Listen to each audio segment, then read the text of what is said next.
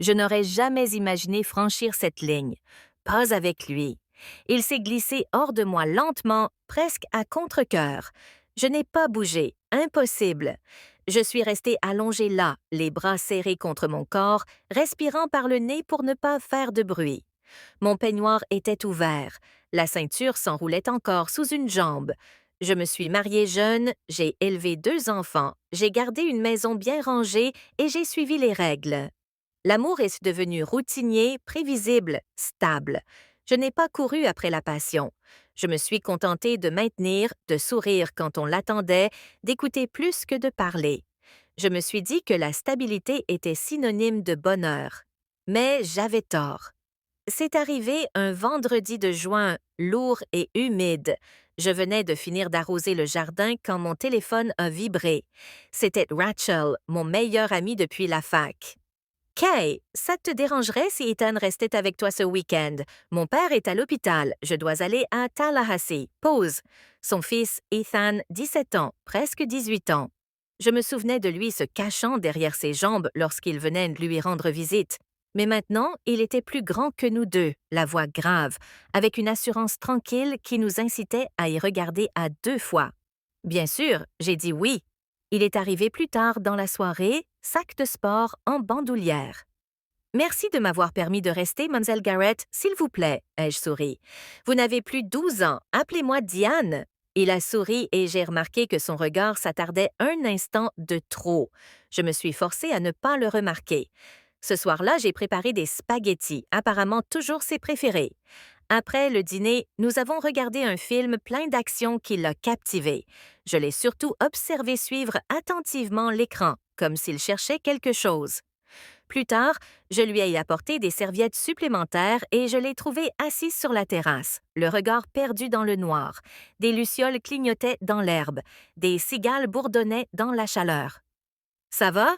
Demanda-t-il doucement en hochant lentement la tête. Parfois, j'aimerais pouvoir arrêter le temps. Tu as déjà ressenti ça? J'ai scruté l'angle de sa mâchoire au clair de lune.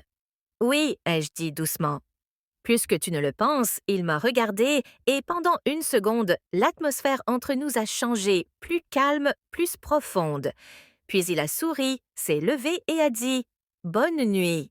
Je suis restée dehors plus longtemps, une chaleur naissant de façon inattendue dans ma poitrine. Ce n'était pas de l'attirance, je me le suis dit. C'était juste le fait d'être vue. La journée du lendemain a commencé doucement. J'ai fait des crêpes. Il m'a aidé à nettoyer le garage sans qu'on me le demande. On a joué de la musique, Fleetwood Mac, et je l'ai taquiné quand il a chanté avec moi. Ma mère m'a élevé avec tes playlists, a-t-il dit avec un sourire. En fin d'après-midi, en sueur et fatiguée, j'ai proposé qu'on se rafraîchisse dans la piscine. Je n'avais pas porté ce maillot une pièce depuis des années. Il me semblait plus serré que dans mes souvenirs.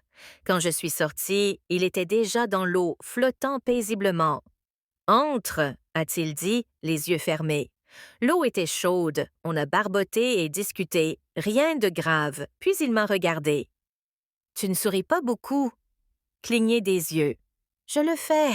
Pas vraiment, dit-il. Quand c'est vrai, ça illumine tout ton visage. J'ai essayé d'en rire, mais ça m'est resté. Il ne me voyait pas comme l'ami de quelqu'un. Il me voyait juste cette nuit-là. Je n'arrivais pas à dormir. Sa voix résonnait dans ma tête. Son rire, la façon dont ses yeux croisaient les miens sans sourciller. Quelque chose se réveillait en moi, quelque chose que j'avais enfoui depuis longtemps. Le lendemain matin, je me suis levée tôt. Le soleil n'était pas encore levé. J'étais assise avec mon café, fixant la douce lumière qui se répandait dans le jardin. Je me suis dit que cette sensation passerait. Puis j'ai entendu ses pas, pieds nus sur le parquet. Mon estomac a tremblé. Il est entré, les yeux endormis et les cheveux en bataille. « Bonjour! Tu es levé tôt, ai-je dit. Tu veux des œufs? Nous sommes passés. » Le matin s'écoulait lentement, moi qui le cuisinais à côté, l'observant d'une manière qui me rendait à la fois nerveuse et curieuse. Quand je lui ai tendu son assiette, ses doigts ont effleuré les miens. Une seconde, mais cela a réveillé quelque chose. « Tu as toujours l'air si calme, » a-t-il dit pendant que nous mangions. « C'est ta façon de dire que je suis ennuyeux? »« Et still. Et ceci, non, » a-t-il souri. Tu donnes à cette maison un sentiment de sécurité. Je ne savais pas comment réagir. J'avais passé tellement de temps à être celle qui maintenait les choses ensemble, qui donnait l'impression que tout était facile. Mais l'entendre signifiait quelque chose. Il me voyait. Après le petit déjeuner, nous avons repris nos routines. Il a lu sur le porche, j'ai fait de la lessive, mais les nuages d'orage sont arrivés dans l'après-midi et nous nous sommes retrouvés à l'intérieur ensemble. Nous nous sommes assis aux extrémités opposées du canapé, tandis que la pluie tapait aux fenêtres. J'ai allumé quelques bougies. Nous avons feuilleté un vieil album photo. Lorsqu'elle atteignit à nouveau son épaule, une main resta là, tandis que l'autre flottait légèrement à ses côtés sans jamais interrompre son élan. Il bougea légèrement l'épaule. Je ne réagis pas, je souris simplement. Maintenant, il n'y avait plus aucun doute. Quelque chose en lui l'avait reconnu. Il comprit que ce n'était plus un simple geste gentil. Il ne l'avait pas encore nommé, mais il le sentait. Je me levai silencieusement. Il ne pouvait toujours pas me voir, mais je m'assurais qu'elle le pouvait. Elle me jeta un rapide coup d'œil tandis que je bougeais et m'asseyais sur le pouf près de la table. Je restais habillée, la posture détendue, et posais doucement ma main sur son bras. Il remua légèrement à mon contact. Ses yeux s'ouvrirent brièvement. Il ne parla pas. Il était encore en train de réfléchir, d'absorber, car maintenant il savait. Il voyait ce que j'avais orchestré et avec quelle précaution je l'avais laissé se dérouler. Elle continua, ses mains glissant le long de son dos avec le même mouvement régulier. La serviette ne bougea pas. La pièce resta immobile, pourtant tout entre nous avait changé. Ses yeux restaient ouverts, se touchant, même lorsqu'elle jeta un coup d'œil vers le bord de la serviette. Prudent, précis. Même lorsqu'elle se pencha et murmura quelque chose de doux, non pas à lui, mais près de lui. Je ne compris pas ses paroles. Je n'en avais pas besoin. Ses doigts se crispèrent sur la table. Son expression changea, moins passive, plus alerte, plus présente. Elle se leva lentement, croisant mon regard une seule fois. J'acquiesçai doucement. Elle bougea avec la même grâce délibérée. Je touchai son bras à nouveau. Il marqua une pause. Elle fit lentement le tour de la table, sa main frôlant ses côtes, puis remontant vers son épaule. Il l'observait maintenant, ses yeux la suivant calmement, silencieusement. Au pied de la table, elle me regarda et demanda « Pas lui, mais moi. Tu es sûr ?» Je me rapprochai doucement, redirigeant son regard vers moi. « Je ne l'ai pas amenée ici pour moi, mon amour, » dis-je doucement. « Elle est là parce que je voulais ça pour toi. » Il déglutit, puis acquiesça. Elle s'agenouilla à nouveau près de la table, se penchant en avant, parlant doucement et prudemment.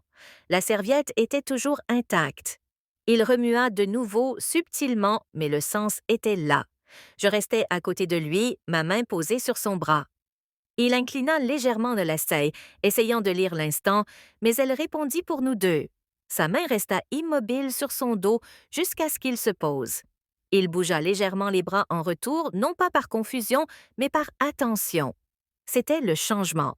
Sans un mot, il roula légèrement sur le côté. Elle le suivit, s'adaptant facilement. La serviette resta là où elle était. Je me penchai plus près, la main sur son épaule. « Je suis là », je dis doucement. « Elle est avec nous, que... » Son regard croisa à nouveau le mien. Il hocha la tête. La compréhension était réciproque. Elle se pencha à nouveau, posant ses mains de chaque côté de sa poitrine pour garder l'équilibre. Il inspira lentement, sans cran. Son corps resta immobile, mais ses yeux soutinrent les miens comme s'ils avaient besoin d'un point d'ancrage stable. J'acquiesçai légèrement, espérant que cela le rassurerait. Elle se pencha plus près, essuyant l'huile sur son flanc en de lents et doux mouvements circulaires. Il se redressa légèrement, une main sur la table, les doigts tendus. Il laissa échapper un long soupir, non pas de gêne, mais de soulagement. L'air de la pièce semblait fragile, intentionnel. Elle prit la serviette, la plia soigneusement et la posa de côté. Son regard ne le quitta pas. Ses mains flottèrent près de ses côtes. Il ne broncha pas. La pièce resta immobile. Toute leur attention était concentrée entre eux. Il était calme maintenant, posé, présent. Je me suis penchée et l'ai embrassé sur la joue. Il a murmuré mon nom d'une voix basse et posée. J'ai souri et lui ai effleuré l'épaule. Son visage semblait trembler, mais pas effrayé, plutôt comme s'il sentait tout en lui remonter à la surface. Elle bougea de nouveau lentement, intentionnellement. Il la reflétait, s'adaptant sans hésitation. Il n'analysait pas. Il était simplement là, la lisant comme une carte. Le seul bruit était le léger craquement de la table. Ses mains, autrefois tendues, reposaient maintenant légèrement près de sa taille. Sa poitrine se serra un instant, puis se détendit à nouveau. Je sentais son cœur stable, fort. Elle l'observa calme et complète. Il tourna le visage, fermant les yeux doucement. Ses mains ne bougèrent pas. Puis, lentement, elles s'immobilisèrent. Juste un peu, tandis qu'elles bougeaient à nouveau. Ses traits s'affilèrent, puis se détendirent. Il reprit son souffle, lentement, prudemment. Il se pressa doucement contre la table, cette fois plus maître de lui. Je pris sa main dans la mienne. Il enroula ses doigts autour des miens, totalement présent. Elle continua, son contact sûr et déterminé. Un autre souffle, une expiration complète.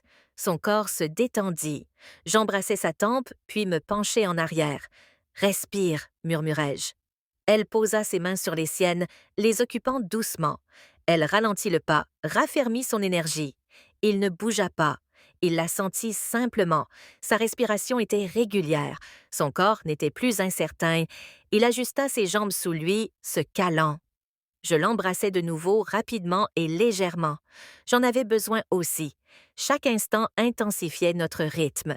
Un souffle calme s'échappa de lui tandis que je reculais. Nous restâmes suspendus dans quelque chose de trop délicat pour être défini. Il ne broncha pas. Il resta simplement pleinement présent.